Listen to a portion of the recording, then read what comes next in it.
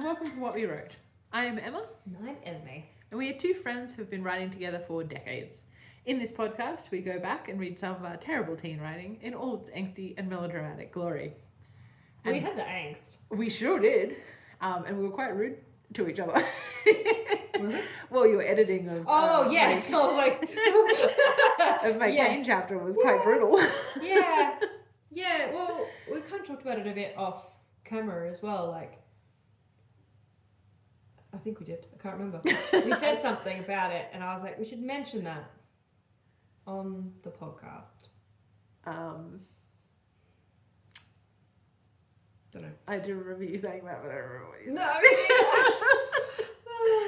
Oh, that's right. I remember. So, like, yeah, obviously we had different ideas on Kane. Yes. And so I think that's where it really became apparent that we hadn't been doing what we call dialoguing. Yeah. So basically, we were just writing the characters in our own chapters kind of thing. But that, was like really obviously quite different from the other Kanes. And yet, that must mean also that we've been writing Bran between us. And he's stayed fairly consistent. Fairly? Yeah. Yeah. Yeah. And I mean, Corey and Vari as well. Yeah. Like, they're not super consistent. No. But they're consistent enough. Consistent enough that you could see that they were the same character. Yeah. Like, I felt like if you... And we also hadn't been editing each other. No. Like, I hadn't been being like, well, Corey wouldn't say that. No, exactly. In your chapters. Like, so... But I feel like if you put the Kane from your chapter next to the Kane from my chapter and deleted the names, you wouldn't necessarily know that they were the same character. Yeah. You know what I mean? So, yeah, it was just interesting. Yeah, I mean, certainly the process hasn't settled yet. Not yet, clearly. no. I wonder if that will happen soon. Soon? Yeah, maybe that was enough to drive us to be like, we're going to do something about this. Like that, yeah. You know, maybe I turned around and was like, well, fine, you tell me what he would say then. I don't know. Very interesting. But also, I think that comes down to is like you just had a very different idea on what Kane or who Kane was. Oh yeah, like, it wasn't what necessarily the plot was going to be. Yeah. Like I don't think it was necessarily you were writing him badly. It's just I think you had a completely different outlook on who he was. I mean, I was writing him badly, but well, I mean, no worse. Within the context of what we're looking at here. Yeah. It is interesting. It was certainly an interesting interlude. Yeah. As far as it hasn't been so blatant. No. I guess, yes. Thus far. Yeah. This was a really like obvious disagreement. Yeah, that's as close as we get to fighting about things. Yeah. Yeah. Interesting. And the crown prince is dead. Oh yeah. We've established that Corey's mother is a ruling queen. And that the king is a consort. Yeah. And Corey's real cut up about it. About the queen, not the fact that her half brother's dead. I mean, not at all cut up about No. She's cut up about the fact that she is now a pretender to the throne, I guess. Yeah. Theoretically. Yeah. Although I don't think you can be a pretender. I was going to say, like, intend to do it. Actually, yeah. It's fucking pathetic is what she is. God. I disassociated through half of that. There's probably long instances on the video of me just being like...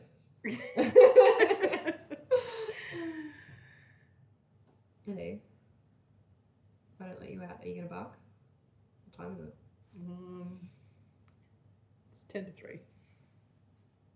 Let me give you a...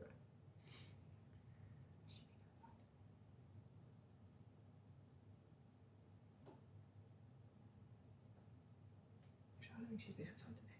And she came outside when I got here. Oh, that's right, the door's open. You can go out yourself. Yeah. Okay, well, I guess, because it did seem that the start of that chapter overlapped with Vari's being so maybe you were just filling time. Yeah, maybe. You were like, oh, well, Vari's off doing this thing, so Corey needs to do something. Well, yeah, until Vari could show up. Yeah. And she could cry on her. Yeah. So, yeah, maybe. Maybe that's why it was so long. Maybe.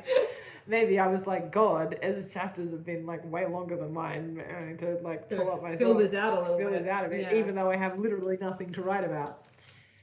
But yeah, I'll be interested to see what is happening in Vari's chapter, which is 1,000 years long apparently. That's still me? Is that my handwriting? Yeah. Yeah.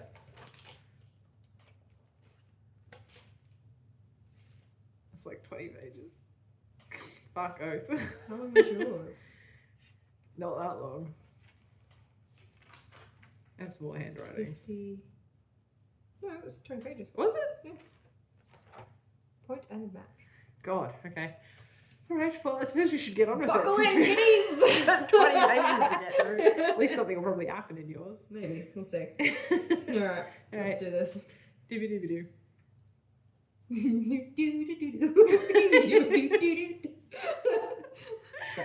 It's to me, it's to me.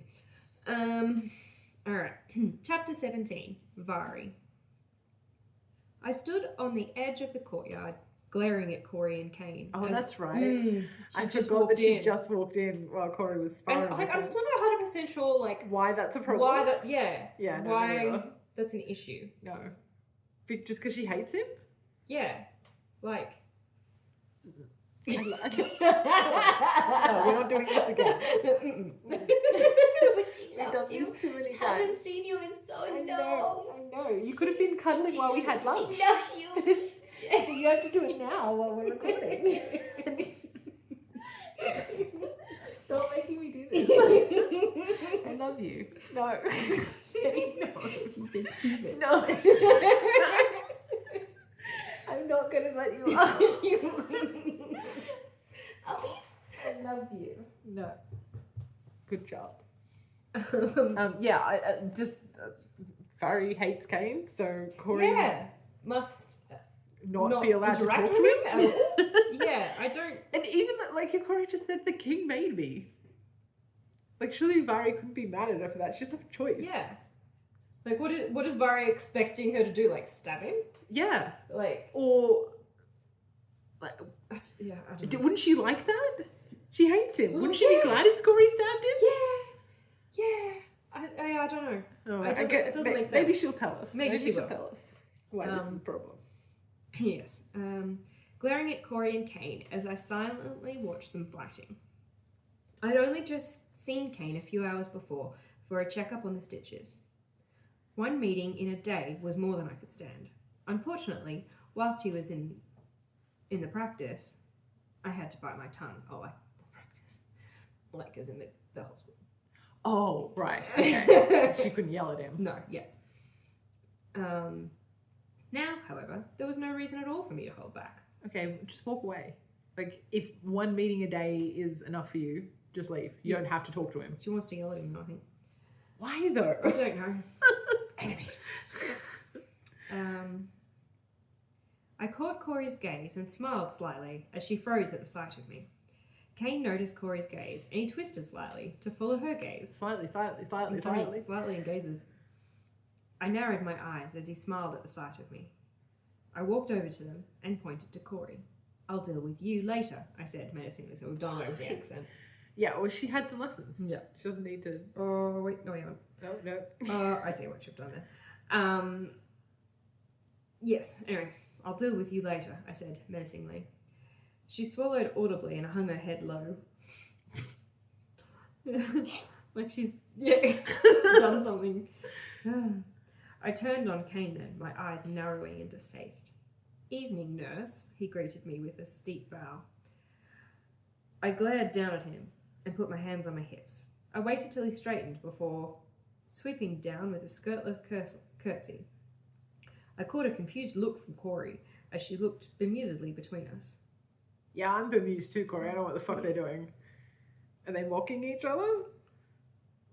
I don't Like, know. like, I what's, can't tell. like, what's happening I here? thought he was being sarcastic, but maybe he wasn't? I don't know. Anyway, having fun getting your ass kicked? You're... Don't. One moment, please. Don't go barking outside, Luke. No digging holes. Don't bark, don't dig holes. Just sit. Quiet.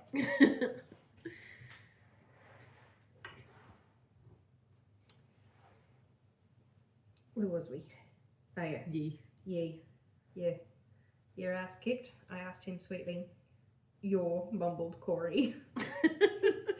Kane and I looked at her briefly before returning to each other. Kane's face sported a sly smile that made my palm itch with the urge to slap it off him. Oh my god. So violent. So violent. Of course, you'd know all about the joy of having your ass kicked, wouldn't you? He replied smugly, lazily sheathing his sword. Would you? I don't know. Why? Sounded funny. I laughed and shook my head, his words grating on my patience. Yes, we get it, he's annoying. I Can we subconsciously... get to the lovers part now? Yeah, I'm bored of the yeah. enemies. This isn't enjoyable for me. No. I subconsciously grasped at the hilt of my dagger, hidden beneath my tunic. Doc told you to rest. That was just me, sorry. That's okay. Look. Doc told you to rest, I hissed at him, deciding to get straight to the point, knowing that every minute spent in his presence was a minute wasted. Jesus. I knew you cared about me, Kane said, slapping a hand to his heart and fluttering his eyelashes at me. My dislike for the man intensified tenfold. Really? Because I think he's being quite funny. Yeah. I assure you, I don't, I snarled at him, finding it difficult to talk properly, knowing that if Corey corrected me again, I would never hear the end of it from Kane. Only, he doesn't have enough time to keep stitching you back together, you selfish pig. Damn. She just escalates it so fast. Yeah.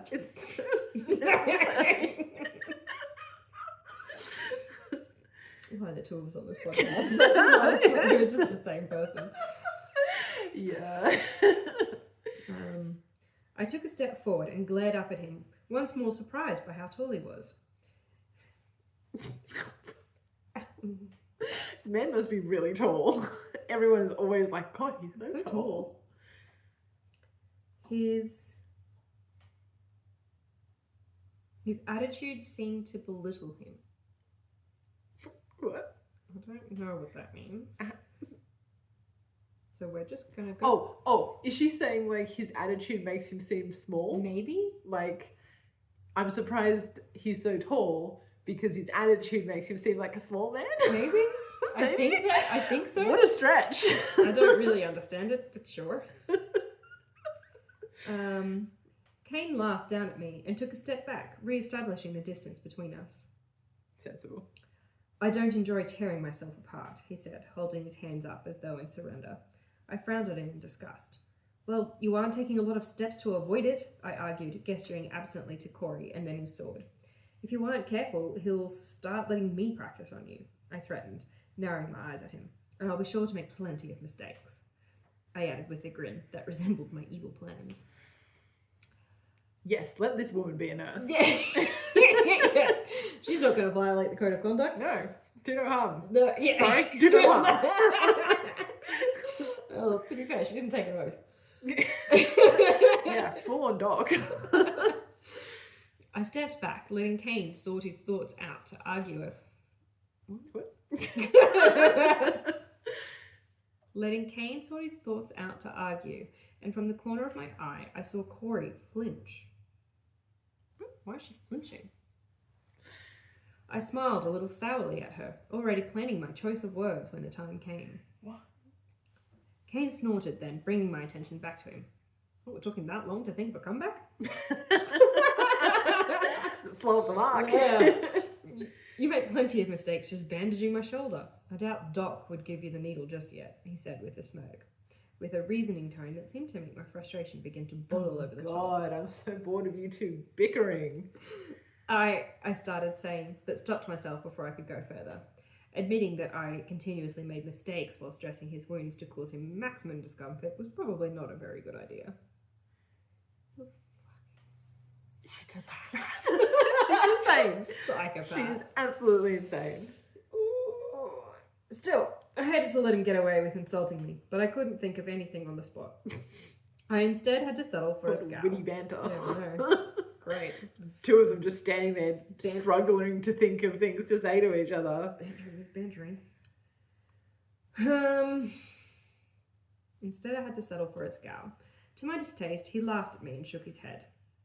I take my leave, milady, he said, then, sweeping down in another low bow, to which I stiffly responded with a curtsy, making it as graceful as a simple street rat could manage.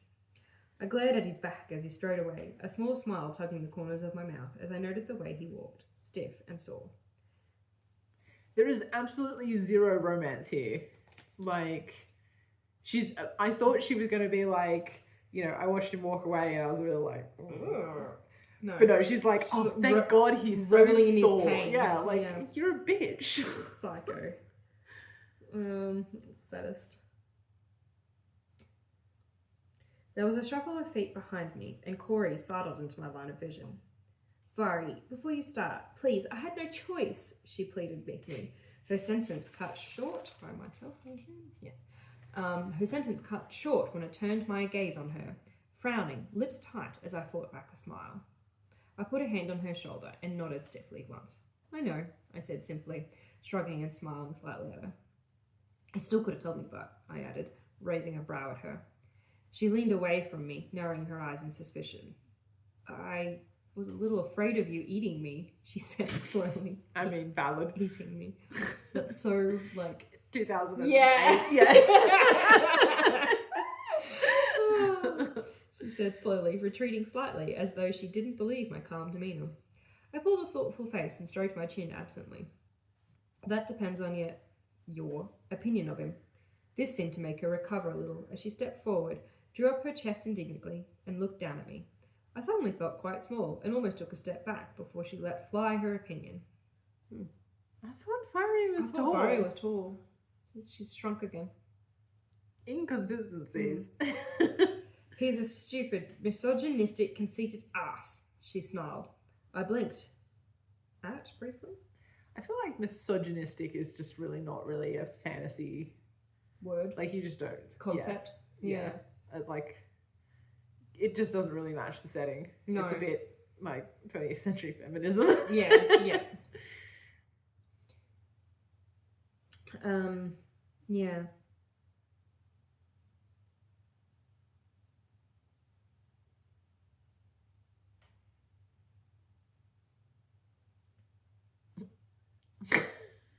He's struggling. Yep. Okay. She snarled. I blinked at her briefly before reaching up and patting her dog-like on the head. Why is she like this? I don't know. Good girl. I don't know what half those words mean, but I got the general gist. So, good girl.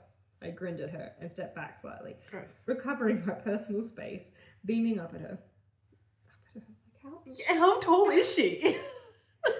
Corey sighed and blinked at me for a moment. You can be incredibly patronising sometimes, she said, a small smile tugging at the corner of her mouth. I mean, you were the one just being like, how nice she's got herself a little job. Yeah, I know, right? To do. Yeah. Oh, she got the money of her own. Speaking of patronising. Yeah, I know. Pot and kettle. Tugging at the corner of her mouth. I shrugged and grinned lightly. When you're a street rat, that's all you can do, I replied, simply.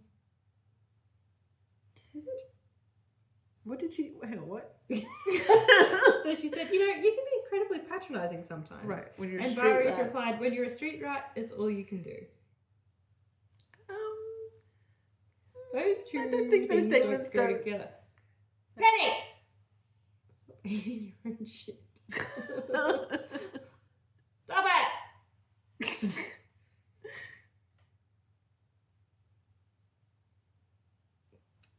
Sorry. Yeah, anyway. Then we've got a 20 tilde break. Oh, jeez. Oh, my God. 1, 2, 3, 4, 5, 6, 7, 8, 9, 10, 11, 12, 13, 14. Why is there so many? I don't know, I think I was bored. I stood on the steps of the practice, biting my lip, trying to decide where to go and what to do with the rest of my day. So she's just finished? I'd say so. Right. I'm so glad that we don't have to sit through another 10 pages of a bandaging Kate's shoulder. Yeah. Doc only ever kept me in for half a day as though he wanted to give me time to do other things.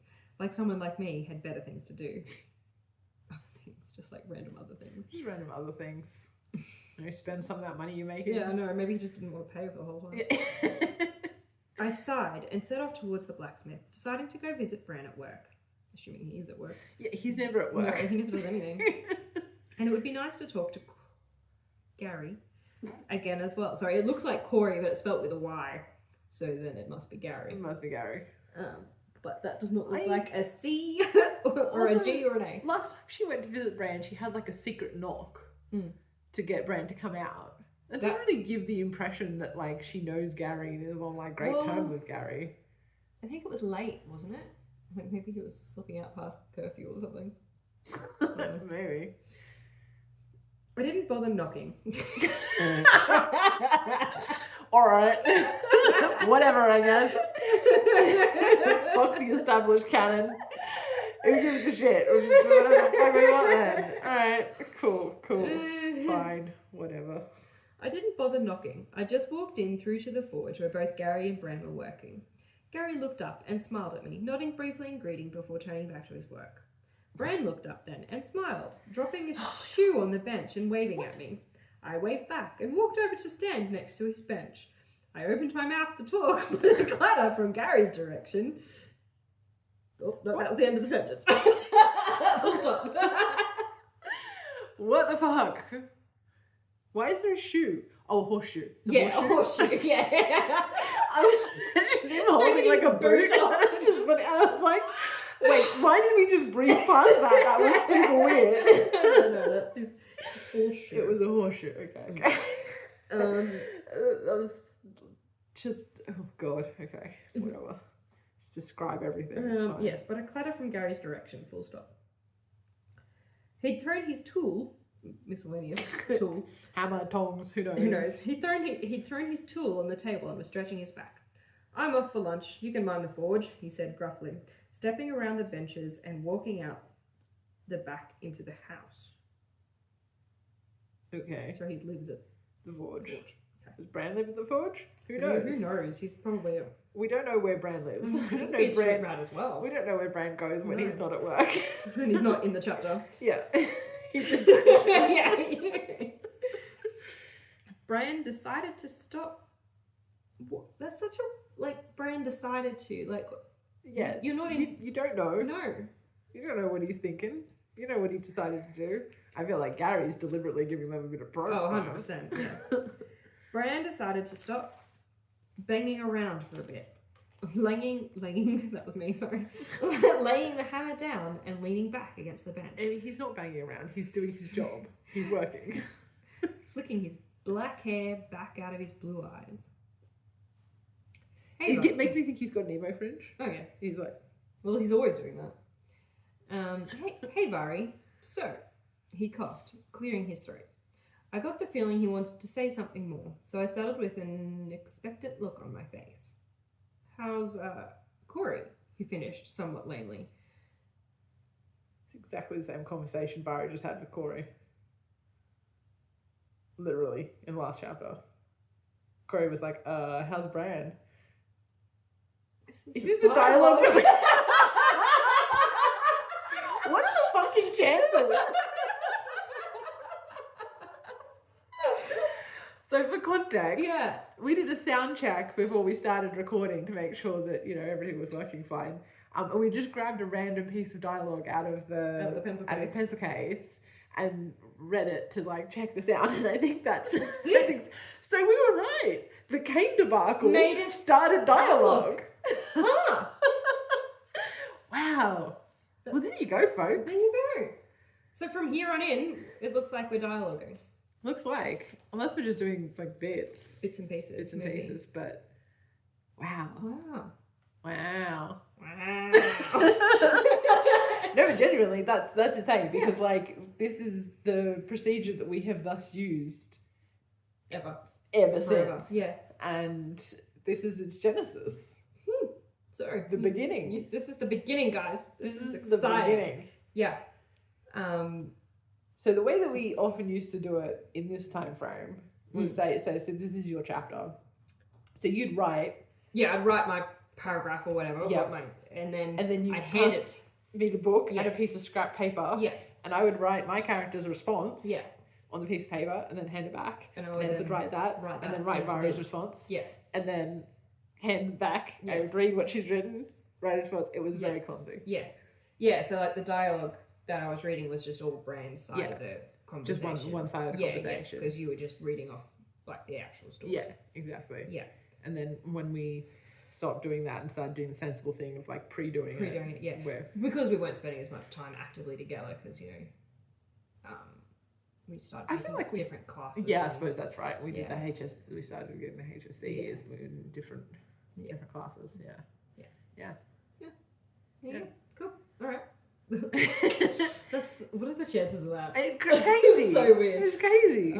I saved that too. So. Oh, did you? Yeah. Anyway. For a bit, laying the hammer down and leaning back. Say, Vari, so God, where am I to? How's Corey? He finished somewhat lamely, leaving me with a clearly unimpressed look on my face. Gee, I'm fine, thanks. How are you? I asked bitterly, gesturing sharply to him. I have this thing where I have to be... Yeah, doing something at all times. Looking and doing and like reading it, and I'm like, just calm down. Just write the dialogue. I know. Only include important expressions. I know. So many adverbs. Gesturing sharply to him, brow raised. Yeah, because you never just gesture either. It's always sharply or briefly or widely or... Yeah. It's always got to have an adverb as well. Yeah. He frowned slightly and turned, avoiding my gaze. Well, I see you almost every day. I don't meet with Corey quite so much, he mumbled defensively. It is it, isn't it? Sorry, I hadn't recognised it until now. Okay. Well, because when I read it before, it was just like, Corey? Yeah. How's Corey? Yeah. Like... Yeah. He mumbled defensively. I couldn't hold back a laugh, and he glared at me. I shook my head, waving him off. He cleared his throat and ran a hand through his black mass of hair, taking a stubborn breath. See what I mean? Like, he's just like, I don't... Stop that. Don't do that. Like, stop. Sit still. Yeah. We still on for tonight? He asked, changing the subject. What are you doing tonight? Dunno. I blinked owlishly at him while I waited for my brain to catch up. I hate that phrase so much. Of course. First Monday of the month. They always spent the night in some room above the tavern. First Monday of the month? You schedule it? You schedule your fucks? Way to take the romance out of it. Also, Jesus. like, that's the kind of thing you do if you're in a long-term relationship. Yeah, it's like you know, date this night. is date night. Yeah. Like, if you guys are casual fuck buddies, you should just be doing it whenever the mood takes you, you know? You should be scheduling it. That's weird. That's so weird. Well, wait a second. If you're crashing on the bastard daughter of the queen, then we can't keep going at it, I told him, exasperatingly. Nope. Nope. Shaking my head and frowning at him. When does my writing get better? I've been wondering the same thing. Again, at least something happens in your chapters. True, I suppose. I'm like, when do I start doing something? Other than asking rhetorical questions. I know, he's only rhetorical questions. A look of abject horror crossed his face at my words. I'm not. And we can, he started, standing and taking a half step towards me. I laughed and shook my head. Bran, come on. You want her, eh? I can tell. I said, it was true. The other night at the tavern, it was true. It was true. It was true. It was true. It was true. Makes It sense. makes sense.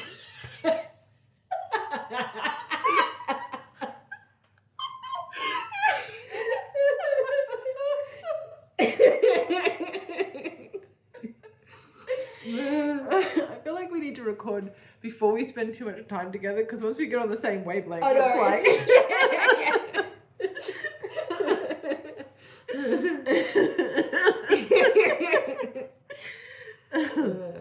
It was true. It was true. That's right. Yeah. It was true. It was true. The other night at the tavern, he stayed with Corey and I the whole time, even though there was more than one pretty lass to be had. Maybe he's falling in love with you, Vari. I think we made that point, didn't we? We did. Yeah. Well, we thought there was like suggestions in the first few chapters that we thought Bran was starting to get like the feels. the feels. Yeah, okay. And Vari hadn't like cottoned on. No. I also hadn't missed his constant appearances up at the keep, nor Corey's stories that all seemed to begin with, I bumped into Bran today. I didn't need much. She doesn't do anything Yeah, else. I know. I didn't need much more evidence to come to the conclusion that Bran was starting to take quite an interest in Corey. I only hoped Bran would realise that anything with Corey wouldn't just be a fling. I seriously doubted Corey would understand the concept of a one-night stand. I mean, yeah. Yeah. I was going to say... You're about to be offended and then you're like, yeah. Well, I was about to say, like, I'm sure she understands the concept even if she doesn't want to do it, but based on the way she carried on about the situationship, then, like, maybe not. Well, I like her, he mumbled compromisingly before he sniffed. Compromisingly. Shaking his head and looking at me with a questioning look. I don't know what it's so hard to say. I feel like you're adding ly to even I words, was- but you add ly on them now. You're just like, Lee. I mean, you can see why I get confused. Why can't we keep doing it?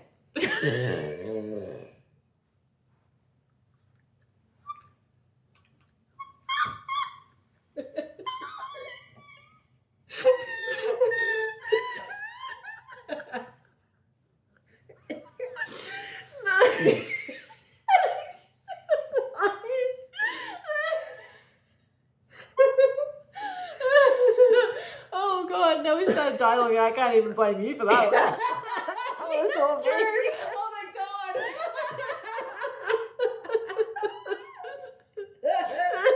Why can't we keep doing it? Oh, Bran. Oh, baby. Oh, sorry, I've got time head up for shit. Get serious. Yeah. Why can't we keep doing it? He whined, looking down at me with a pout that made me laugh. Sexy. Because you know what Corey's like. If you make a pass at her when she knows we're still together, I said, drawing inverted commas. Commas spelt with an R. Commas. Commas. I said, drawing inverted commas in the air, knowing that by Corey's standards, Bran and I were an item. Bran nodded his understanding of this. I continued. So that was all like in between, like, you know how sometimes you like interrupt a dialogue by that, like that's what that was. Oh. I'm still going. Oh, Jesus. So that was just like a brief, well, not brief. It's supposed to be brief.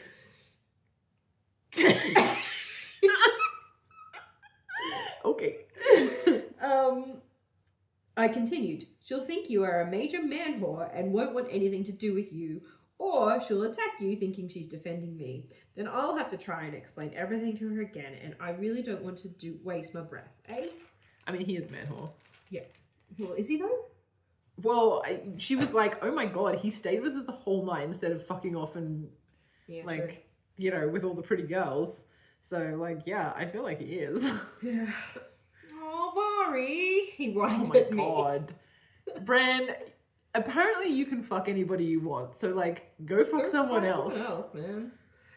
He whined at me. I'd have to give it all up forever. I'm probably not allowed to touch her with a 10-foot pole. Never mind my 10-inch one. 10 inch. That's generous. I mean, Woo. it's Bran talking about himself, Yeah, so obviously he's like... knock a couple inches off the hyperbole. Yeah, he's obviously given himself an extra few inches there, like... Oh boy, otherwise Corey's in for a nasty shock for her first time. Damn. But also, Oh. like... Oh no. Oh no. I threw my head back and laughed uproariously. Bran frowned at me, clearly lost as to why I was laughing. I decided to enlighten him. 10 inches? Exaggerating a touch, aren't we? I gasped between laughter. Maybe he's growing out a shower.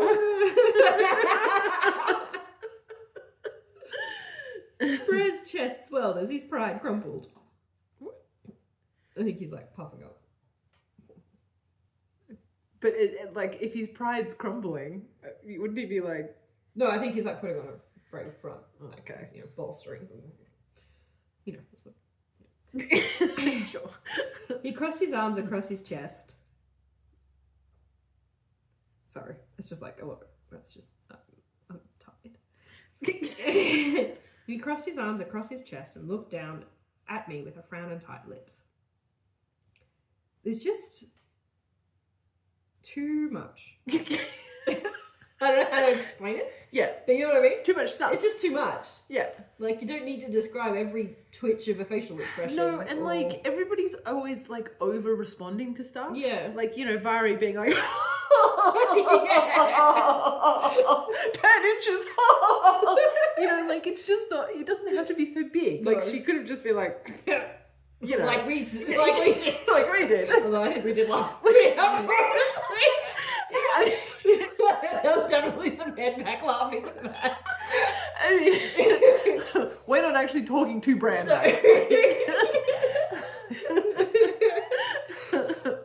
Also, it was just so unexpected. Yeah, it was a bit. That wasn't very nice, he pointed out stiffly, before darting out from behind the bench and lurching at me. Before I could react, he was tickling me and poking me in various pressure points, making me squirm and squeal and slapping hastily at his hands. No, don't do that. The whole like tickle fight, like, it's just so cringe. Especially you're at a forge. Yeah, you gotta watch. There's hot metal everywhere. Yeah, I gotta watch that. And that gives like the wrong vibe. Yeah, it's wrong. It's bad. Yeah, I don't like it. Anyway, line break. Oh, okay. I spent the rest of the afternoon at the forging. The forging of what? The forging. Of the rings? The helping Bran and Gary, passing them a wider range of different tools and various refreshments from Polly, Bran's mother. Oh! Wait. Oh. So Gary is Bran's father. Maybe we decided to change that late in the game. Maybe. Or maybe Or we forgot. maybe we're remembering wrong. No. Well, okay, so it was never said. We assumed That it was Gary. that it was her Gary father. that was her father. Corey's father. Corey's father. Did we assume this on the podcast? Yes. Okay. Yes. So back in the early chapters. You guys might remember. I do not. Back in the early chapters, when like it was just because like Corey came down and Gary was being all fatherly and like, but this is weird, right? Because in that scene, Gary was like, oh, you better watch out for Bran, like he's a bit of a, you know, silver-tongued devil kind of thing, and like Corey's known Gary for years, so if Bran is Gary's son, why doesn't Corey know Bran before that? Where the fuck's Bran been all this time? So, like, I think we must have retconned that. Yeah, we must have. Because she meets Bran in the first chapter. Yeah. In her first chapter. And she's never met Bran before. Because she's like, oh, there's a, like, gangly youth with Gary, must be his new apprentice. Well, maybe he just, like, because maybe she only ever went to the forge, and if he wasn't working in the forge yet, maybe they just never crossed paths. I don't know. It seems like a stretch. Anyway. Various refreshments from Polly. Polly and Gary. Mm-hmm. Brad's mother, who constantly worried about them being hungry. Because that's a motherly thing to do. Yeah. She never failed to give some sort of baked good or another with a muttered comment of my wiry state. Oh yes, the feeder. The dog's chewing on something. Stop! Head!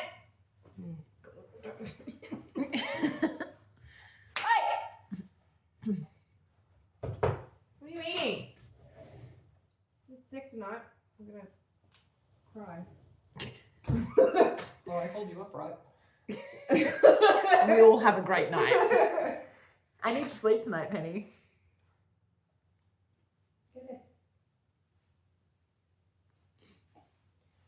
he's so damn cute.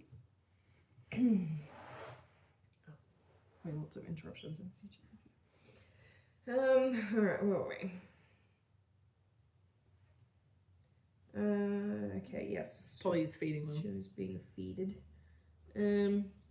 I didn't leave the blacksmith until well after dark, and to save time walking in the chilling night lit by the cold moon, I decided to cut through the major roads out. What? I decided to cut the major roads out and take a shortcut through the alleyways. Oh, God. Yeah, no. Come on, man. Do we have to do this again? I don't want to.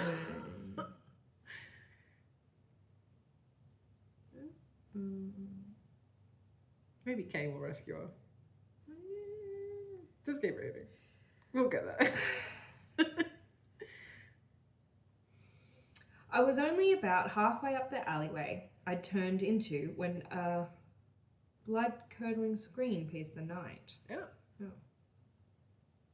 Okay. Another blood-curdling scream. Yeah, she's okay. My heart skipped a beat as my mind did a double take, instantly dragging me back to the alleyway with Corey. Without a second thought, I took off, hurtling down the alleyways, pecking down each of them, my breath ragged. It was like trying to find the middle of a maze where every turn led to disappointment. Okay. Not time to get poetic. Finally, after what seemed like an eternity of searching, I found what I was looking for, though it wasn't exactly what I was expecting. Some really hard to like keep tension when you're like, and then I looked down all the alleyways and then eventually I found it. It's like if you were writing this scene, like, you know, you'd be focusing on like, you know, what's actually like it feels like you're skipping over the tension, you know, you're just going I kept looking for ages and it took ages and then I found what I was looking for, and I'm like, what? Cool, like I don't care. That is the crux of the matter. You haven't made me like be invested in what's happening here. So what was it?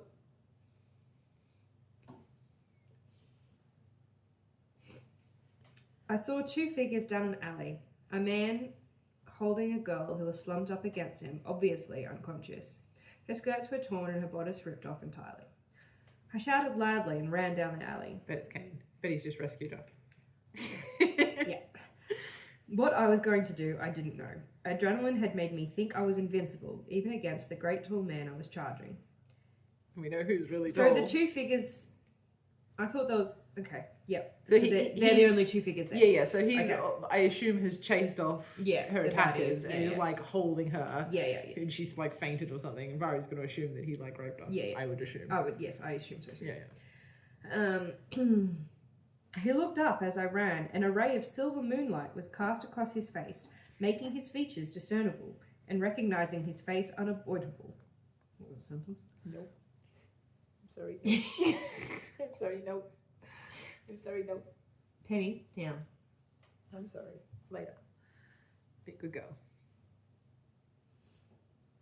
I skidded to a halt and oh, wait. Yes, sorry. I think I...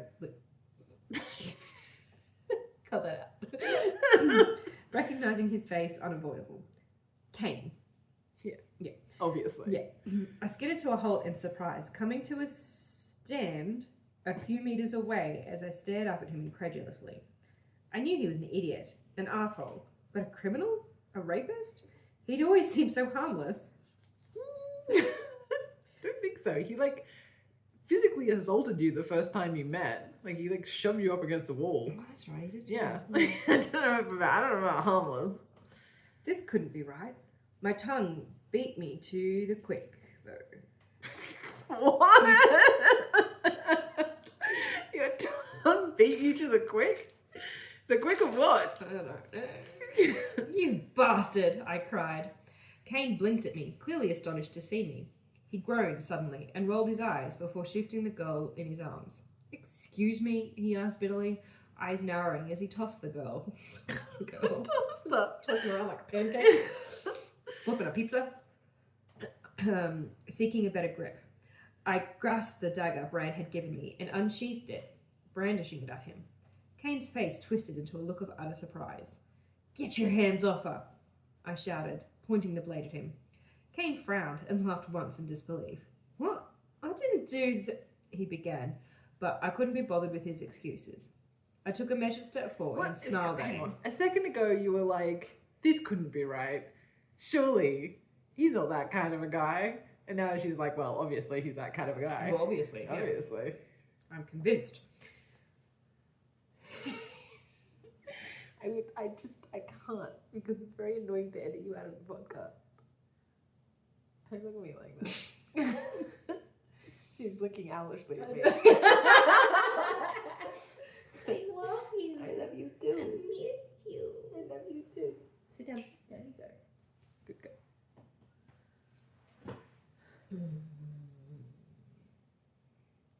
Snarled at him. Yes, I took a measured step forward and snarled at him. Put her down, I cut across him, my voice shrill. Put her down!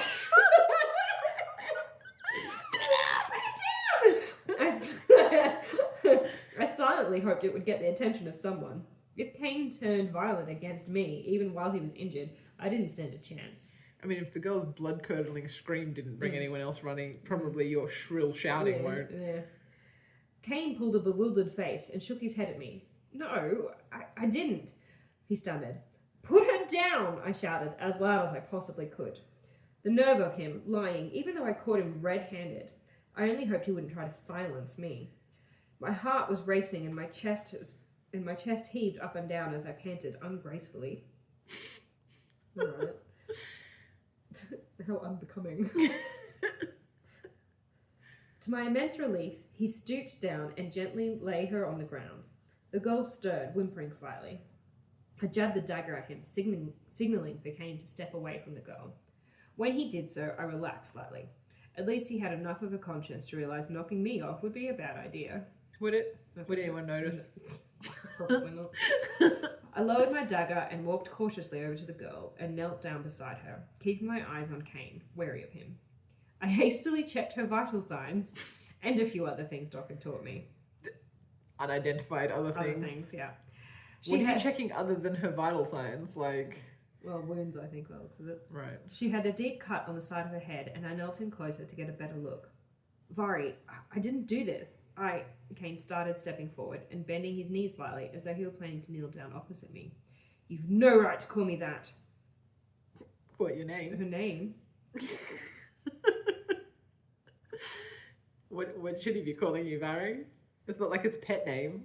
It's not like it's a nickname. It's your actual name. I think maybe I'm going for a bit of a Pride and Prejudice era vibe where you don't use people's first names. Well, that hasn't been a thing. No. At all. No. But I think that's what I'm going for here.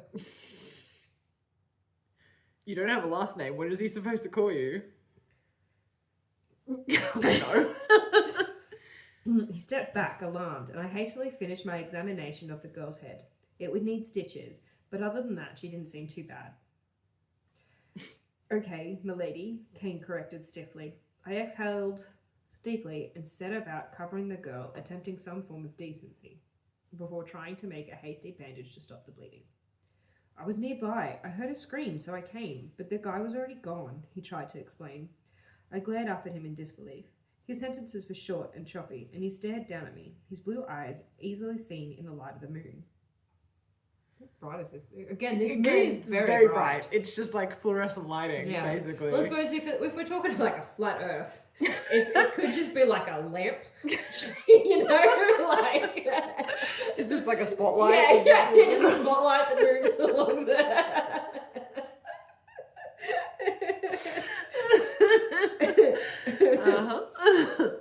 How can you lie so easily? I never liked you to begin with, but I never imagined you could stoop so low as this. I snarled at him, standing up and jutting my chin out at him. Oh, God. Misunderstanding trope. So poorly done. So poorly done. My blood boiling beneath my skin.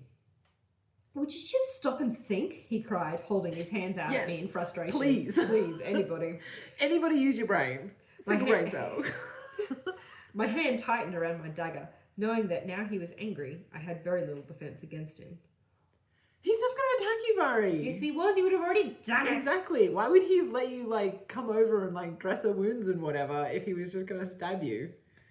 Think. What am I meant to think when I found you manhandling an innocent girl with her head smashed in and her clothes torn off her body? I cried, exasperating, waving the blade at him. She's just like waving the knife at him. Psychopath. I stepped back a fraction as Kane's hand rested on the hilt of his sword. Look at me. Do I look like I've raped anybody recently? He shouted, taking a step forward. I don't know what that's supposed to mean. Yeah, recently. Look, I didn't do this one, but I'm not saying anything about last one. And also, like, what does he mean? My pants are on? Like, oh. Literally? Oh, God. It's so literal. I took a look at him, then frowned slightly. He wore breeches and a loose swordsman's shirt. What's a swordsman's shirt? And how does it differ from an axeman's shirt? Well, like a shirt. Just a normal shirt, yeah. And a loose swordsman's shirt, untucked. His dirty blonde hair hung limply around his shoulders. Half of it tied up, most of it falling out of the leather. What?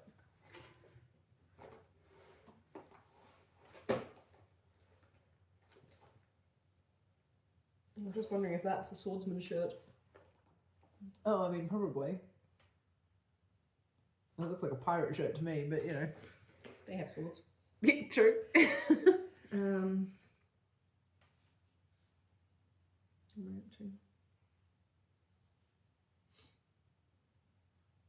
are you doing? His dirty blonde hair was falling out of the leather string. To be perfectly honest, he looked exactly like he'd only just gotten dressed in a short amount of time. Oh, okay. Well, there goes that. My gaze returned to his face, and I raised my eyebrow at him and placed my hands on my hips. He frowned slightly and looked down at himself briefly before sighing and rubbing his hand idly over his face. What do you mean by recently? I asked, my eyes narrowing with suspicion. Kane groaned and shook his head before looking back at me. I swallowed nervously, surprised by the sudden intensity of his gaze. I was visiting an old friend, he started to explain. Cool. It was obvious that it took a considerable amount of control to keep calm, and I decided that maybe it was best not to push his buttons. An old friend. I'm not going to push his buttons.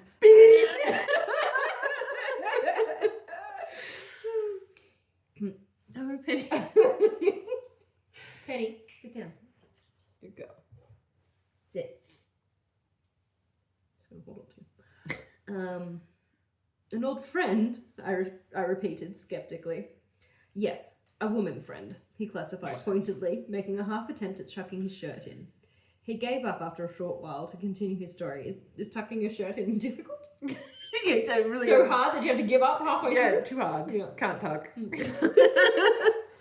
I was on my way back to the inn. I heard the scream and came to investigate, he finished. I shook my head. You're wasting my time. I have to get her to the dock, I said, dismissively, stooping down to the girl. Are you going to carry this girl? You scrawny, starving Vari? Who is suddenly short again? I'm not sure. I moved to try and pick her up, but Kane stooped down and made to grab her. I grunted in surprise, standing back before swinging around and slamming the hilt of the dagger into his shoulder, aiming for the arrow wound. Oh. I hit it with a considerable amount of force, and Kane cried out, swearing loudly, before taking a swing at me. You're such a cow. Jesus. You deserve each other. Mm-hmm.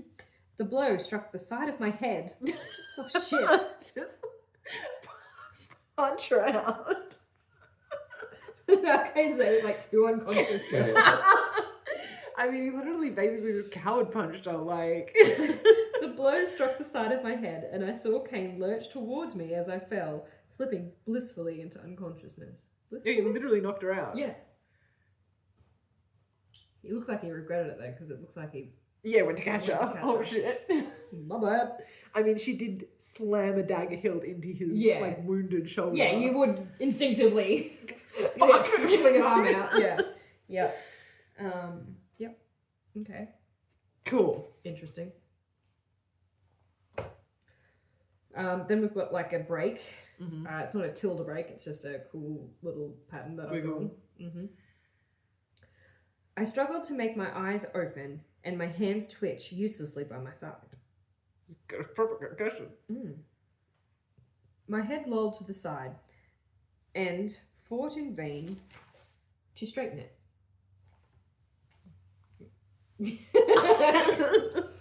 I attempted to talk, but my mouth wouldn't cooperate. What, has she been like drugged? I think she's just been hit really hard. Fucking Hard, yeah. Could probably got a TBI. She already had one, but sure. Yeah, I was just going to explain that ounce of rage. My mouth wouldn't cooperate, and whatever I'd meant to say came out only as a garbled grumble. I felt someone put a hand on my shoulder, and they said something, but my brain couldn't comprehend the words. I managed to finally open my eyes, and I frowned slightly and looked around. I was lying down, so all I could see was a roof. Or a ceiling. Yeah. Outside. The room was dimly lit, and it smelled like something familiar, but it hurt too much to think about. Then a familiar face floated into my line of vision. How familiar? Doc, I mumbled, my frown deepening. My sight cleared a little, and his face became clear. Oh, Jesus. The redundancies are so redundant. And his face became clear. I tried to sit up, but he held me down, and I found I was too weak to fight against him. What, has she been like in a coma? Yeah, it kind of sounds that way, doesn't it? How did he hear that? Into next week, apparently. Jesus.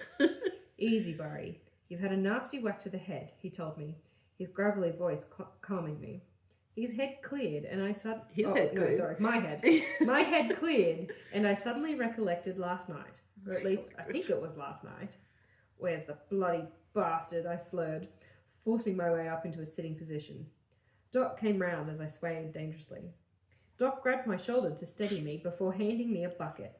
I frowned down at it for a moment, confused as to why I was holding a bucket. A large wave of nausea swept over me, and I lurched forward and promptly vomited into the bucket. Oh, I muttered after I finished. I took the cloth Doc offered me and wiped my mouth. No sudden movements, and you'll need to rest for a few days, he told me, looking down at me with a surprisingly concerned look. Why is that surprising? Don't know. Someone caring about me? Perish the thought. I mean... I went to shake my head, but stopped when another wave of dizziness overthrew me. I can't rest. They won't let me, I mumbled, lifting a hand and tenderly feeling the side of my head. Who's they? Well, she still works at the stable, I think. I don't think so. Yeah, well, Because she left the practice and then spent the afternoon fucking around with Bran. It's not like she went back to the keep to keep working. I can't rest. They won't let me.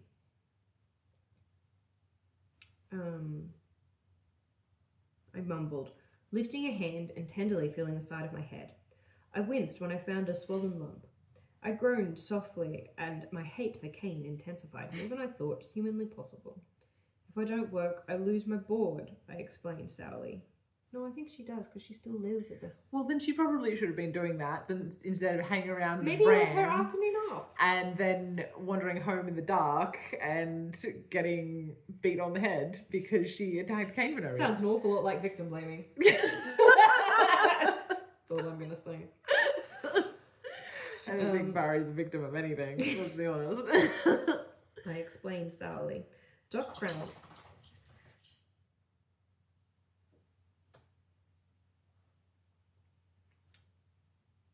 Doc frowned and nodded.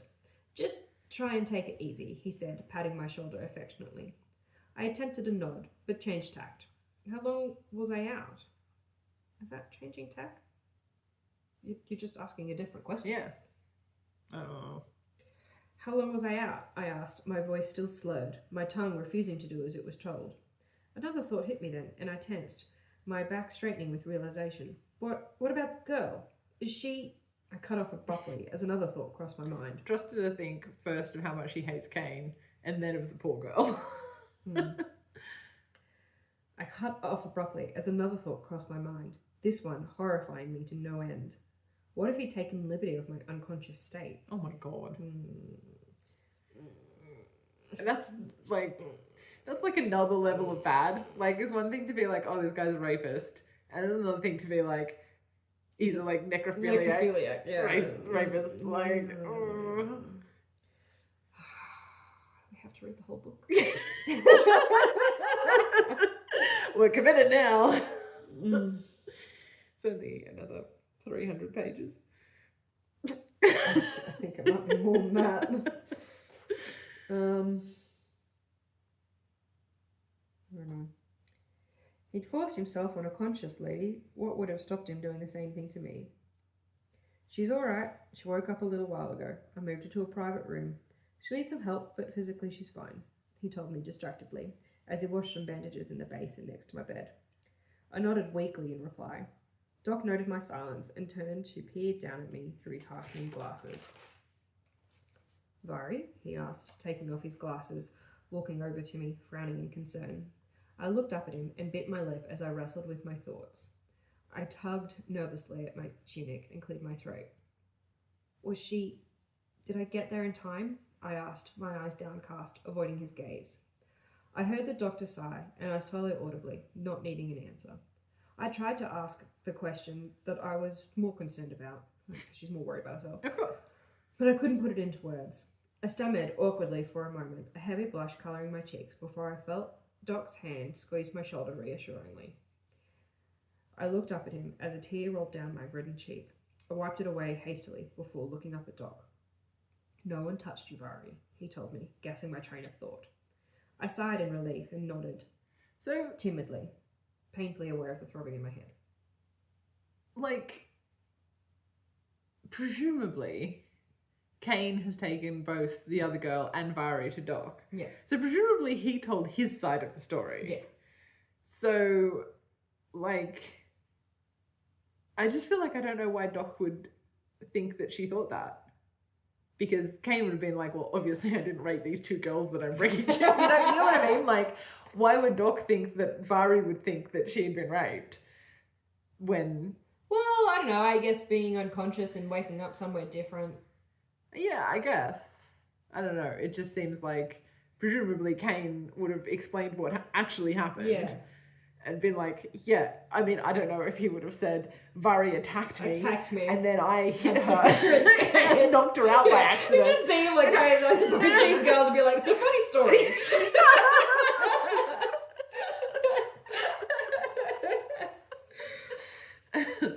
I mean, I assume that Kane has been perfectly polite to Doc. Yeah. Like, you know, I don't think Doc hates him. Anyway. Thanks, Doc, I said quietly. He smiled warmly at me. Concussion. He smiled warmly at me before turning away and walking towards the staircase. I'll have my wife. Sorry, thumb's getting in the way. I'll have my wife, Ruth, bring up some breakfast for you. I'll send word to the keep explaining your situation. I'm sure someone else can do your job for one morning, he said, his voice getting further and further away as he mumbled to himself. I smiled and laughed quietly. It's not funny. Why is she laughing? Nothing about this situation is funny, Vari. Dear. I smiled and I laughed quietly before swinging my legs onto the bed and leaning my back against the headboard of the bed. I looked around quietly, fiddling with my hands. Only 2 other beds were occupied, and I recognized the other patients easily. They were Angus and Walter. Okay. Cool. Great. Why do we care? I don't know. Does it matter? They were Angus and Walter, 2 soldiers who had been caught in a cannon fire. Their injuries... They've been caught in cannon fire? Jesus, they're lucky they're alive. Their injuries, a broken leg, multiple ribs between them, and a shattered arm, were among the most serious of injuries we've had received from the feeble attack the other day. Feeble, was it? Yeah. It seems like there was a lot of injuries for a feeble attack. Well, and dead. I suppose if there's only 2 people in the hospital. Well, I mean, apart from all the ones that were like bleeding to death in the keep. Yeah. Probably Aldebaran's looking after some of them. Oh, yeah. That's right. I frowned and sighed softly as I thought absently about whatever was happening. Or you just noped out of that What was sentence. happening? Whatever was happening. I don't know. Well, war had not actually been declared, and yet we were gathering as many forces as we could, including the Stellanian Knights. Thank you, Mrs. Exposition. I knew that Stellan was a fair distance away. I also knew that we would not bother them if we weren't intending to use them. There was some sort of Cold War. Guess he was learning about The Cold War. the Cold War Yeah. going on Also, with the other mainland, but over what I couldn't fathom. The Stellanian Knights have been here for ages. No, Yeah. no, they only just arrived. We saw their arrival in the beginning of this book, Yeah. and this book's only been a week. Oh, well, I suppose that's true. It feels It's like months for 100 us, years. but it's only been a week for them. It feels like 100 years. It's been like a couple of weeks, I think. Right, okay. Doesn't mean long at all. Here we go. It hadn't seemed like a long time when my breakfast was brought up, accompanied by an unexpected guest. Brett! I squeaked in surprise, sitting up quickly and regretting it almost instantly as my head began to swim. How'd you know I was here? I asked, putting a hand tenderly to my head. Bran sighed in silent disapproval as he set the tray on the bedside table and sat down on the edge of the bed, twisting slightly to face me. So much detail. I know, we can assume he's facing her. Yeah, like he's not if going to sit down. Yeah, if he's talking to her, he's probably facing her. Like, you don't need to be that specific. Yeah, I mean, you could have just said he perched on the edge of the bed. Yeah, he sat down. He sat down. That's all you needed. It's just so much detail. What happened? He asked, frowning as he peered non-indiscreetly. So discreetly? That's a double negative. It sure is. At the large lump on the side of my head. Also, he didn't answer her question. She was didn't. like, Bran, how did you know I was here? And he's like, are you okay? Or I wonder if Cain told him. And he's just like, I'm not going to bring that up. maybe. What happened? He asked, frowning as he peered non-indiscreetly at the large lump on the side of my head. I also think that like, that's not... Like, I feel like you're trying to say he was looking at it obviously, but what you've actually said is he's looking at it discreetly, which means, like, he's kind of like... Yeah, he's hedging. glancing at it. But I think you're trying to say that he was like, gawking at it. Is the vibe that I get. Who the fuck? I grunted and shrugged, avoiding his gaze as I pulled the tray over to me and set it on my lap, sorting through the array of food, trying to determine what it all was. My fussy is showing. Yeah, but also, like, I mean, he's like a doctor in the city. Like, surely he's not going to be like feeding her like, you know, boiled capers and stuffed trout. No, I don't think that's the problem. I think this is my food problems coming through. Sure, but like, if we're thinking about it in like, you know, a realistic sense, it's probably going to be like, I don't know, bread and cheese or like scrambled eggs or something. I think it's a soup. Oh, it's soup, is it? Yeah. Mm. But like, I'd be like, what kind of soup is it? What's in this? Yeah, she's a starving street rat. Yeah, she should be like, food! Yeah. Trying to determine what it all was. I decided to start with the soup. Start with soup. Yeah. So there's other stuff. Yeah. Bread and cheese, maybe. Bran cleared his throat expectantly, and I smiled briefly at him. Yeah, did he ask a question that she didn't answer? I mean, speaking of questions not going answered, Yes. neither of them answered either of their questions. They're just talking at each other. I smiled briefly at him before spooning a mouthful of the soup. He sighed and shook his head, and I smirked, ignoring him as I became engrossed in my soup.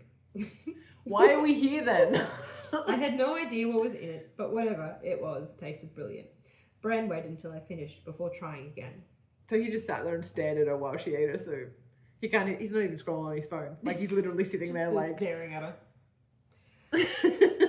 Vari, you didn't get that bump by simply falling over. The doctor says you were hit by someone? He inquired, his brows drawing close over his blue eyes in concern. I sighed, deciding that I may as well tell him. It was Cain, I muttered through clenched teeth. Bran's eyes widened slightly in surprise. Sir Cain? He asked. I nodded curtly in response. I looked over to the other patients and decided they were still asleep. Decided. That makes it true. It was true. It was true. I sat up slowly and edged closer to Bran. He shifted slightly towards me.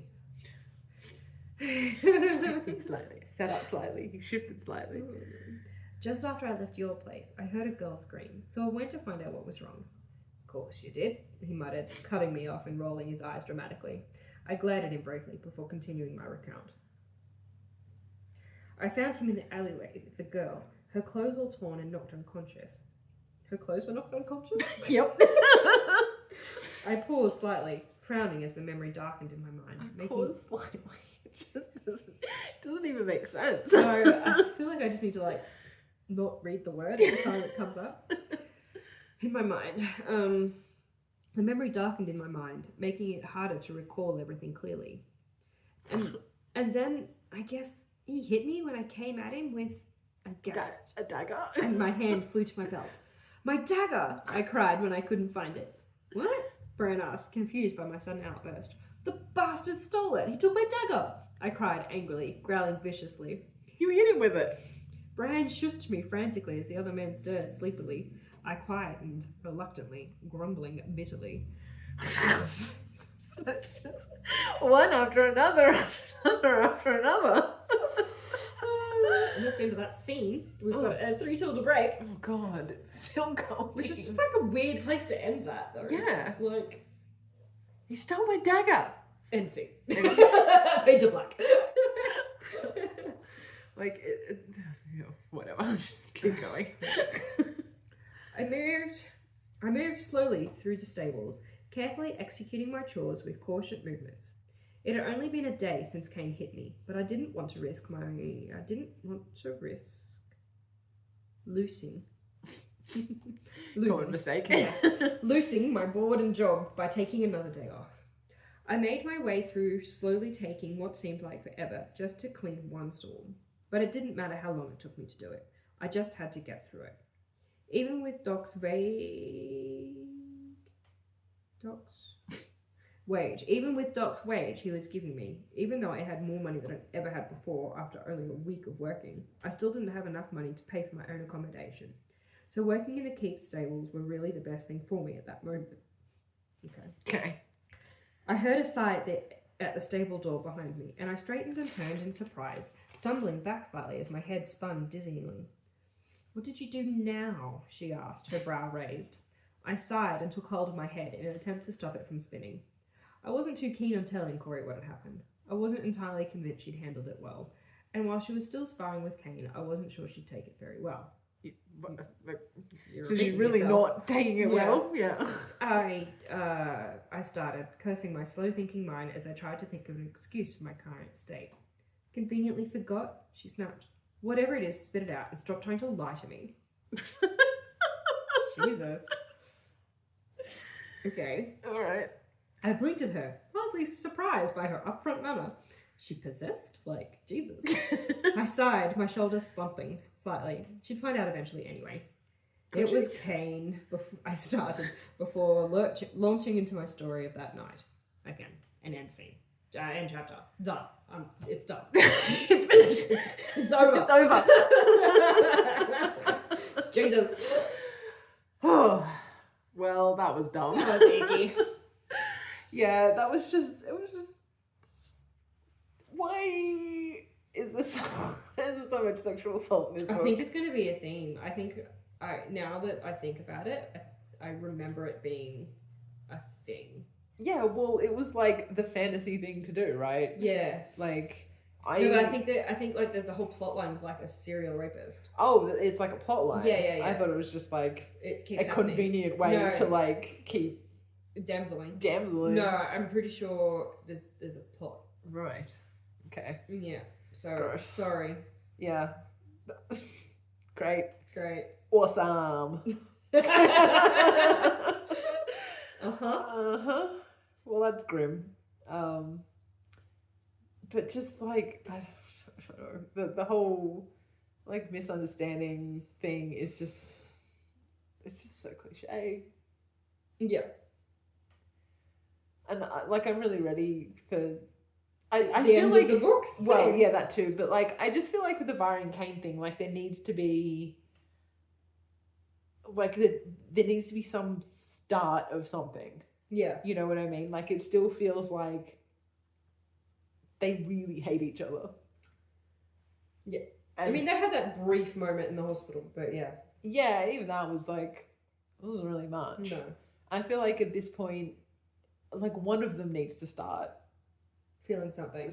Well, I think maybe Kane is. Yeah, maybe. It's hard to tell. Which is, yeah. Because Vari is such a bitch to So him. horrible. Yeah. Yeah. Anyway. Soldier up. Yep. It doesn't really advance the plot in any way. It just... We mentioned the war.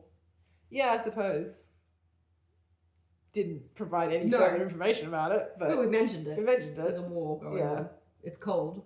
Yeah. Much like the weather in The weather. Laura's previous chapter. But only in some of it, because then it was hot. Yeah. Yeah. Cool.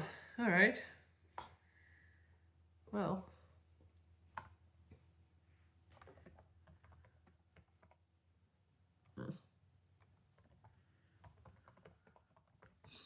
Such a complicated password. Okay. Jesus. Well, it's my work laptop.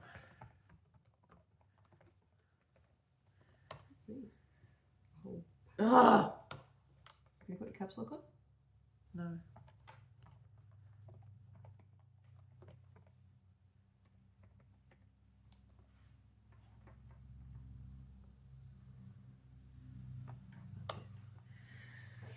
I have to change it every like fucking 3 months, so I have to have something that I can like keep tacking on the end of. Okay. Well, these chapters are super fucking long, so let's dive into let's it. crack on. Dooby. Do. All right. Now it's time for the part of the podcast called What We Read, and we talk about books that we've been reading. Yeah. What have you been reading? All right. So I read a book. Good. Yeah, Good that was given to. Well, technically, I won it. Oh. Nice. Love free books. I drew a cow on stage. It's a very good cow. And so yeah, I won this book, and yeah, look. Oh no. It's mercifully short. Okay. With very large print. Oh. It doesn't need to be a book. Oh. So it's called Who Moved My Cheese by Dr. Spencer Johnson. Uh-huh. And it's basically like an allegory. So he tells this little like fairy tale essentially about what do they call it? So there's him and Haw, who are like, I think that they're like people, but they're like little people. Oh, okay. They're like gnomes or something. I don't know.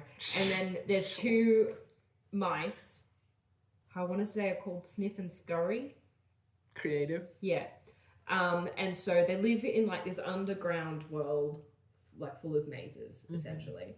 And so to start with, they're all like living off this big thing of cheese, and like every night more cheese gets delivered to this one spot. And so like they build their entire society around it. Well, it's not even a society because it's just the four of them, but they build their lives around it basically, I think. Okay. I don't know. It's weird. And so like the point is that they really rely on the cheese being there. Like they take it for granted that it's going to be there. Sure. And then one day the cheese isn't there. Right. It disappeared. Okay. Now, screamingly obvious allegory, but sure. Yeah. And so then, like, Sniff and Scurry, as soon as the cheese is gone, they immediately go wandering through the maze, looking for more cheese. Yeah. And then him and Haw have this sort of, like, thing, because, like, Sniff and Scurry are just, like, acting on instinct, but him and Haw are, like, you know, human-like, sure. I guess. So they hem and haw about it? A little bit. One of them, I can't remember which one. It doesn't really matter. No, it doesn't really matter. One of them is like, no, the cheese will come. Like, I'm just going to keep doing what I normally do. The cheese will come back. Like, the cheese is always there. I'm just going to keep doing what I'm doing. Right. And then the other guy is like, well, I'm not convinced, so I'm going to go try and find new cheese. Okay. And so then the other guy is wandering around the maze, looking for cheese, and finding weirdly inspirational quotes on the wall. God. About stuff. And look, basically the allegory comes down to shit changes, you need to adapt. Yeah. Don't just sit there and wait for it to... Don't wait for your cheese. Yeah. And like he was all like, oh, someone, like the dude who stayed was all like, someone, like he was all blamey and like, and righteous, and the other guy was just like, yeah. So like, it was a simple allegory. Like, it was a bit weird, but like if it had just been that, I'd been like, yeah, okay, sure, like put it in simple terms, whatever. I guess. But then there was it had a couple of chapters before and after the allegory, Right. which were just insulting to the reader's intelligence. Oh. Because basically it was a chapter where a group of friends, like a fictional group of people, Mm-hmm. were talking about what the allegory meant. Oh, Jesus. Yeah. So it It's not that deep. No, exactly. That's what I mean, though. Like, it's not that hard a concept to grasp, but they were all like, that's right. I'm a bit like him in that way because I didn't like to do this. And it was just like, wow. Yeah. Like, man. Yeah. It was just, yeah. So it was basically just like these, I don't know, 4 or 5 people sitting around talking about the Who Moved My Cheese story. It's like this weird, like, third wall. I don't even know what wall that is, but it didn't need to be there. Like, anyway. So thankfully I read it in like half an hour. The only thing that's worse than a really obvious allegory is someone trying to explain a really obvious allegory to you. And it was like, it was weird. Didn't like it much. And they're all like, wow, this is going to change my life. And I'm sitting there like, Is it? Okay. How rough is your life? Yeah. So I'll save you the read. Sometimes things change for no apparent reason. When they do, adapt. Yeah. Improvise, adapt, overcome. Get over it. Yeah. Move on. Cool. You've been reading anything? Yes. Hopefully. Yeah, I have. That was a 1 star, by the way. Oof. I don't know. You don't give many 1 stars. I don't think I've ever given a 1 star. That was a 1 star review. Boy. Yeah. No, my book this week is good. Oh, good. Yes, we Good. swapped. We like this. We like swapped this. from last week. Yes, so I have read, I'm going to give you the full title because it's great. Sex Lives of Superheroes, Wolverine's Immortal Sperm, Superman's Porn Career, The Thing's Thing, and Other Supersexual Matters Explained by Diana McCollum. Yes. It is. It's great. Diana McCollum is a fellow podcaster. Yeah. I've been listening to the Talk from Superheroes podcast for a long time. Mm-hmm. And I was really, really excited when this book came Yeah. out. I had it on pre-order and then Amazon screwed me. Shocking. Yeah, no. Incredible. And cancelled my order like 4 times. And then I eventually had to message Diana on Instagram and be like, where can I get your book? please give me a link for where I can find this in Australia, please. So anyway, I finally got my hands on it. And yeah, it's delightful. Yeah. It's so delightful.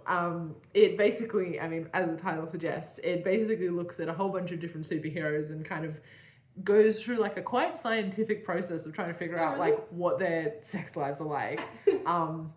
So, it's stuff like, like Spider-Man's sperm would like never die. Yeah. And so like, what are the implications of that? Find a convenient petri dish. And when the Thing gets turned into like a rock man, what does that mean for his wife? He's shooting His pebbles. very human wife. His extremely human wife. Mr. Fantastic, who's like an elastic man. How big an erection can he physically get? She was like, it was very much like, well, the blood volume of the human body is this much. It could theoretically stretch this far, but it would be flaccid because he doesn't have enough blood. So like, yeah, a very scientific process of looking at like, superheroes and being like, how would this work? Yeah.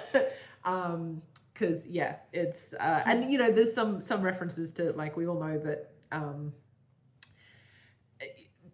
comics in the early days, some wild shit happened. Yeah. Or, that's where Superman's porn career came from. Yeah. So yeah, there's a few references to just like that bonkers comic stuff. It's like you might think that this sounds made up, but literally this is canon. Yeah. Like this actually happened. And yeah, look, it's just written in a really nice, accessible way, and it's just a delight. It's very funny, and a really enjoyable read. It took me like 3 days. It was really, really quick read.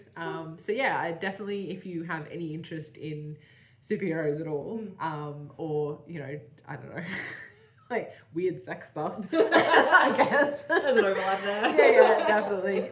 It's definitely worth a read. So yeah, highly recommend Sex Lives of Superheroes by Dana McCollum. It's just fun. Cool. It's great. Cool. Yeah, it's definitely on my to read list. Yeah, definitely. Yeah, very cool. Cool. Alrighty. Great. So that's us. Yep. So you can reach out to us and talk to us, and that would be nice. So yes, we are on all of the socials. Yep. So Facebook, Instagram, TikTok, YouTube, Tumblr. All of them, except Twitter, formerly Yes. known as X. Yes. And We're probably never going to be on that. and all the ones that spawned out of it, like Blue Sky and Mastodon and all the... We're not on any of those. We're not on any of those. We're on the traditional You ones. can't contain us to 120 characters. Yeah, So yes, we're all on that on at What We Wrote Podcast. Yep. You can email us at whatwewrotepod@gmail.com. And yeah, we would really love to hear from you. And if you can't be bothered doing that, just tell your friends about us. Yes. Like, review, subscribe. It really does help. Yeah, it really does help, especially if you like if you're using Spotify and you like follow us, and so it automatically does the thing when our new episode comes out. That helps us heaps. Yep. So yeah, all of those little things really, really add up. Yes. You've got to feed the algorithm gods. Got to feed the for us. algorithm. Yes. It's a hungry, hungry algorithm. Yes. And yeah, tell your friends. Yep. That'd be good. But yeah, otherwise we will Catch you next time. catch you next time. Yeah. See ya. Bye. Bye.